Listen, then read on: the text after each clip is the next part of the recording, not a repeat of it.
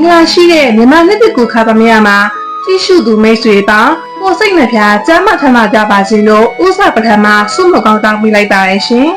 ။အဆောင်လက်ဖွဲ့ဆိုတာဘယ်တော့ကလေးကစတင်ပေါ်ပေါက်လာခဲ့တယ်လဲ။ပကံဓမ္မတို့ရဲ့ဂုဏ်ယူရရွှေခေတ်ကြီးဟာ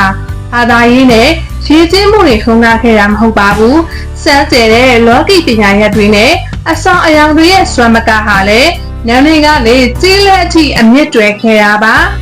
အဲ့ဒီထဲမှာမှဒီနေ့ထက်ကြီးလက်စစ်ကမ်းလာတဲ့လက်ဖွဲ့အယူစာတွေဟာအကန့်ခိတ်ကလေးကစတင်ခဲ့ရဆိုရင်မိတ်ဆွေတို့ယုံကြည်နိုင်ပါမလားဒါဆိုရင်မှတ်တမ်းတွေရာအကန့်ဒီရဲ့နာမည်ကျော်အလောင်းစုသူမင်းကြီးဟာတိုက်ခါလှည့်လည်ရတာကိုအယံဝါဒနာပါတဲ့သူပါမင်းကြီးကတိုင်းပြည်အနှံ့လှည့်လည်တဲ့အခါမှာရဲရဲရဲ့ကင်းဝေးစေဖို့အတွက်နန်းနည်းပညာရှိတွေစီရင်ပေးတဲ့မဟာနနာလက်ဖက်ကိုလက်ကဝတ်မှာအမြဲတမ်းပတ်ထားလေးရှိတယ်လို့ဆိုကြပါတယ်ဒီလက်ဖက်ဟာတာမန်ကျူးတစားမဟုတ်ပဲထူးခြားတဲ့ဆေးဝါးတွေနဲ့စီရင်ထားတဲ့ဓာတ်လုံးတွေကိုအဝေးအနီလေးနဲ့ထည့်ပြီးတော့စစ်ထားတဲ့လက်ဖက်ပဲဖြစ်ပါတယ်တခါက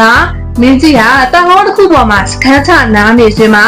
အမျော်လင့်မဲ့ပြင်းထန်တဲ့မြေပြိုမှုတစ်ခုဖြစ်သွားခဲ့ပါတယ်မင်းကြီးနဲ့မိခဲ့တဲ့နေရာတွေထိမြေတွေပြိုကျလာခဲ့ပေမဲ့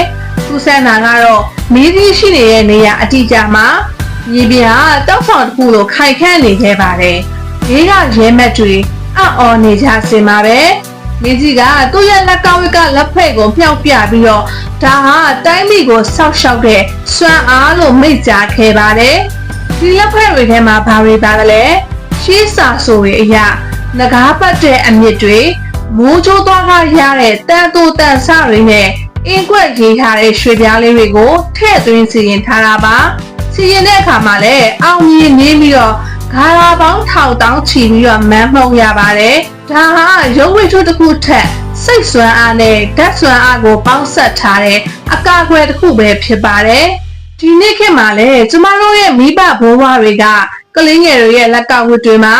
ကျိုးအနီလေးတွေကိုခြိပေးတတ်ကြပါတယ်ဒါဟာရိုးရအစဉ်အလာတစ်ခုထပ်ပိုးပါတယ်ကိုယ့်ရဲ့ရင်သွေးငယ်လေးတွေကိုဘေးရနေကနေကာကွယ်ပေးခြင်းနဲ့ဗကန်ခိတ်ကလေးကစဉ်းတောက်လာတဲ့မြစ်တာနဲ့ယုံကြည်မှုရဲ့တရားတစ်ခုပဲဖြစ်ပါတယ်ရှေးဟောင်းလက်ဖက်တွေမှာတကယ်ပဲစွမ်းအားရှိသလား